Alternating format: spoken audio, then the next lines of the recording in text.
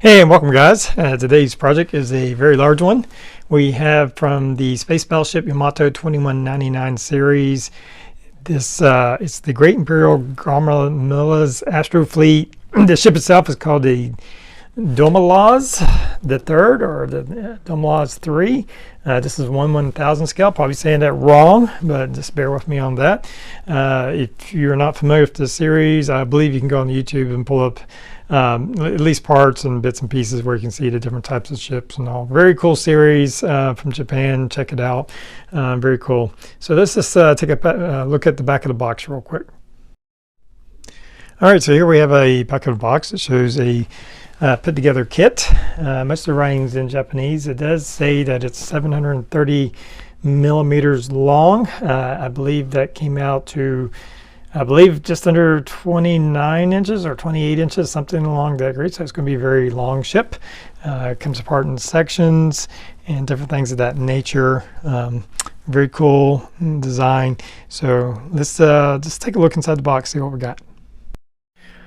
All right, so here we are looking at the model.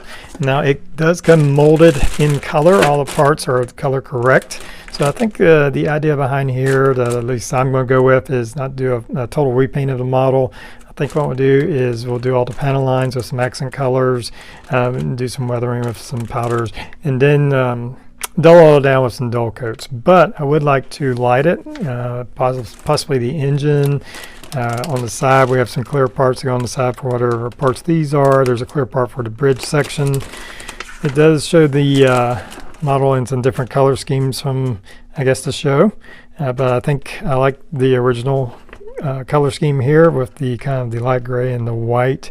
And as you can see, that's pretty much what they've done. Is it's like they've just did some panel line stuff, a little bit of weathering possibly. But I would like to do some lighting, but I'll have to look at it once I get it all apart and see how that's all going to work. I know the ship is designed to be separated in half, so you can transport it, I guess, or store it. It comes in basically two parts, as you can see kind of in this diagram. So we'll just have to go from there. So the first thing I'm going to do is just kind of take it all apart and see just the feasibility of lighting up the engines and the bridge and the things of that nature. All right, so I'm just working on the lighting here, and a little bit of a setback. I don't think I'm going to be able to light these smaller ones. There's just really no room. It's right next to the side of the wall and connecting point. I'd have to have a really small LED or SMD, and I'd have to channel it out, and at that point I just start worried about how that's going to look and if I might damage it. So I'm just going to light the four inner ones right here. And I've already attached the LEDs. I already had to remove a little bit of the section. There's like two connecting points for these black pieces to fit in. I had to remove part of that to get the LED to be able to come through. I'm also going to, somewhere back in here, I'm going to put our power supply connecting point. And then up here, I put a little light blocking here. I have these different red pieces. See if I can get this off. It's kind of like this. And what they do is they just they give a little bit of an accent color on there. See if I can get that in focus. There we go. Give a little bit of an accent color, but I tested it and they're a bit translucent. And so what I'm going to do is I'm going to take these red LEDs and put it's probably going to take 3, since it's it's not transparent, it's translucent, and we'll light it up. And I tested it and I thought it looked pretty good. So we're going to put like 3 different lights to light these 5 different openings on there, and it'll give us a nice red glow on there once we get that. And then we'll have to seal over and make sure we're like I said, I sprayed some black paint in here to light block, and it's going to be sitting on top of that. And then I'm going to put a little bit of styrene on top of the lights once I get them in place, and then that'll give us a nice red glow coming from these little points right here, instead of just having that red plastic. And I'm going to do the same thing, or the plan is anyway, same thing. We have these openings right here that have this red point, and it just kind of makes some red accents. You can't even hardly tell. But there again, I'm going to put some red LEDs behind that. I think we can get away with 2 to light those 3, and it's going to be on both sides of the ship. This is the front side of the ship, and then I'll do both of those. So I'm just working on getting all that. There's some other different places we're working on. Just trying to figure out the wiring and stuff. We'll have to cut through here. This section right here, there's like a yellow transparent piece in here. Once that gets in, of course, we're going to try to light that. So just trying to work out all the details at this time. All right, so as you can see, I have a bit of a mess going on here. I'm just trying to get all the different sections that I want to light, get all the LEDs into place. Here we have all these little, and I'm not sure what these are. They're kind of like missile launchers or something to that degree. But anyway, it's going to light up red. We got the lights right here, and I'll put in position. They're hot glued. I'm going to put some aluminum foil to light block it, much like I've done on the sides here, where I put the LEDs into place. The trick with this is that the way this seals up is that you have a lot of these different areas that block it off. So I'm having to cut through the areas to run the wires. The ship is basically two halves. You got the rear half, and then you'll have the front section, which will kind of be like this. That's the front section, and all that kind of joins into two big sections. So the plan is to build it into two halves and run the wires back to the back. But again, you can see where I've put aluminum foil just to keep the light from shining in here and coming out through seams. That'll light these three right here, and I'll show you that in a little bit. On the rear, initially I wasn't going to be able to light all the engines. I've kind of figured out how to do that. I've taken some of this clear sprue and cut sections off of it. It's nice and round, and I ran it to an LED right here and cut a hole so you can see where that's at, and that'll light up. So it won't be quite as bright as the main engines, but we will still have a light in there. So I got to join all those wires up. Of course, you can see where I've did the back, and we're joining all those wires up and working on the section. We have the bridge section put together, and I had to cut through and channel out the different ones. And there's this is a 1.5 millimeter clear white LED, and we'll put on top of that, here is this clear bridge section that'll fit on top of that. We'll wait to put that on later. I had to put some decals on there, so that's still setting on there. Let's see if I can get that into focus. So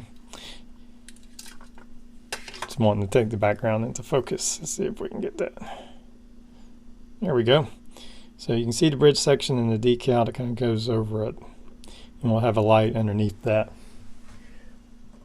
I had some side sections that some clear pieces that'll fit right in here, and here it is. And originally they send you a decal, and I tried to place the decal in there, and it was getting a lot of air bubbles. I was having to try to pop it, and it ended up doing some damage to it, and I just didn't really like it that much anyway. So I took some transparent yellow and then painted the whole thing. Well, first I put a clear matte coat on to this plastic part because I didn't think that the paint would stick to it. So I did a clear, this Tester's dull coat. I put a coat of that on both the front and back. Then I took some transparent yellow from Vallejo and painted over it.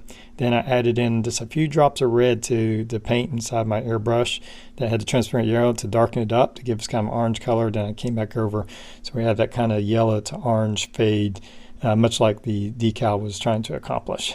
And it's still we're going to put some LEDs behind it, and it should light that up, and we'll have to figure all that out. But these will fit in there. So just a lot going on. The build itself is not overly difficult. Now lighting it has made it a lot more difficult because there's just a lot of areas I'm having to channel out. Like I said, this is the rear half. When I take this other part and I'll put it on top of here, and we'll have like this big square part that actually pushes inside the front half. Obviously, we're going to have to channel out between these sections to get our wiring. Not too difficult. Actually, most of it, I'm just taking my sprue cutters and just cutting in some notches, and that seems to work well enough. So originally, my plan was not to paint it, but I've since changed my mind. I think, we're going to put this much detail. I think painting it will just give a nicer overall effect. And I think what we're going to go with, it does show these two options that were in the show. There was a red one and a blue one. Right now I'm leaning more toward the red. It's not too often that you get to paint a red spaceship, so I think that would be cool. And so that's the plan right now, is we'll get it all together. We'll mask over all these areas that are lit. I'm going to do a black primer coat over all of it, and then we'll get some red to paint it. That's the plan. We'll see where it goes. Right now we're still just working on getting all this lighting connected. Right, working on the front section of the ship. I'm about to attach all of it together. I have like a bottom piece, and then the upper part is split into two halves. You can see where I have all the wiring now connected. I'm going to connect these together. I've inserted these clear pieces here, or transparent pieces here. They have lighting. I got some aluminum foil to light block all that. I've had to cut away some channels to run all the wiring in here. When this section of the ship, the back part, slides in, it slides into this notch here, and so I removed some sections here so we have some room for the wiring. And the idea here is in the rear section I have a couple of wires coming out, and the front section I'll connect all those wires together and then push the two halves together. So I have to first connect these while running this wire through, and I made some channels for it. I'm going to run this wire through here and it will come out the back. So I got to connect these two and then put it on top of that. Alright, I got both halves joined together. I did a light test. All the lights are working.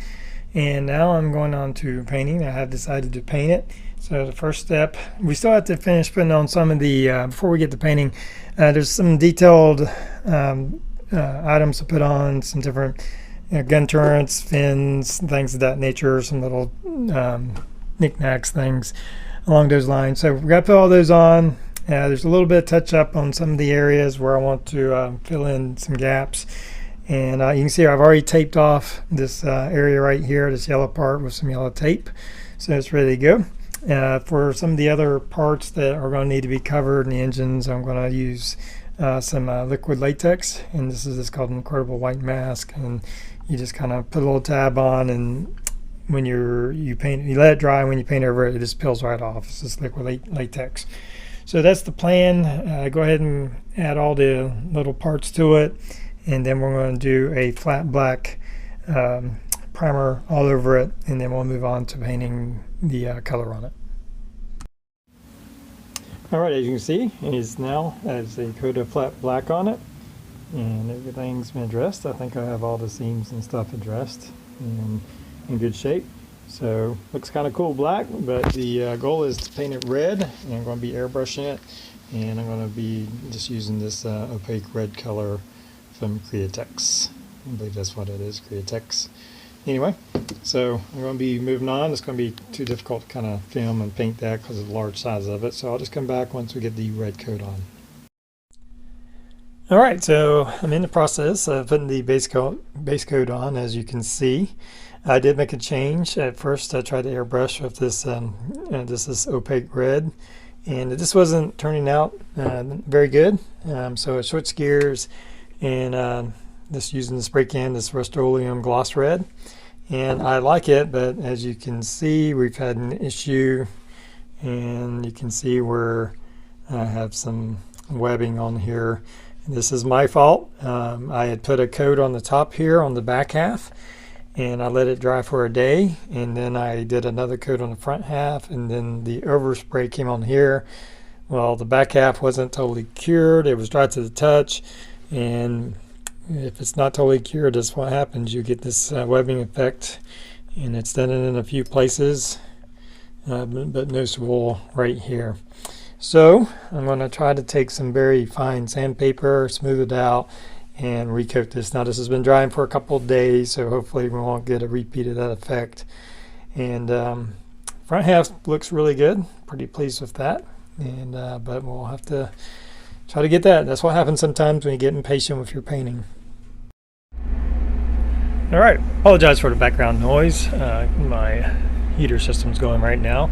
I've addressed the issues with the wrinkling of the paint. I had to sand it down, I actually had to go a couple of times. I kept having the same thing, so I had to sand it down, get the paint a lot of time to dry. And I think part of the problem is when I was using the spray can, I was much too close. I had to kind of get further away, probably about 16 to 18 inches away, and kind of mist it on and let it dry. That seemed to solve the issue. So I think we got rid of most of the wrinkling. I had some up here in the front too, and I think that looks pretty good. If you look really closely in some areas, you might be able to see a little bit, but for the most part, it's not too noticeable. So I have a big glossy red paint job right now. Obviously, we're not going to leave it like that. I did check the lighting. All the lighting seems to be working well, and we're just going to move on. I have a wash. This is some black acrylic paint mixed in with some cheap window cleaner, and it's still watery consistency. I'm just going to be brushing this on parts of the model, letting it dry, and then wiping it off and going from there. So I'm going to be working on that. We'll come back when that's done.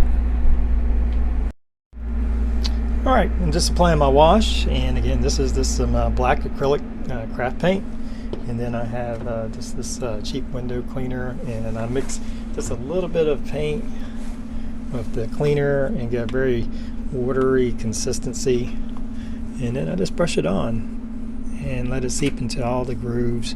Now you do want a gloss coat. Now this paint was a gloss paint, so I didn't put anything else on it, but if you use a dull coat, you definitely want to put a clear gloss coat over it, so that the when you put the wash on, it won't absorb into the paint. You know, just collecting all the crevices in different areas, the panel lines, things of that nature. So we're just gonna give it a good wash here, and just using a regular paintbrush, getting into all these. And this model has a lot of little vents and different things that really catch the wash and help bring out the detail. And then once I get that on there, I'll let it dry, and then I come back with a rag and some water and just clean it off. And if I want some more, I can always reapply.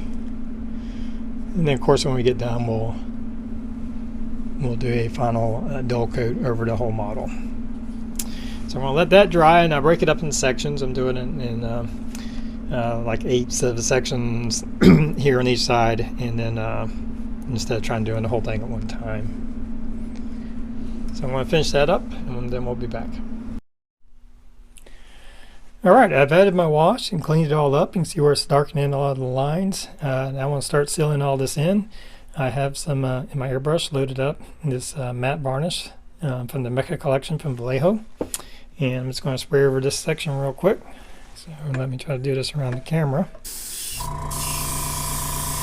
And I can just cover everything.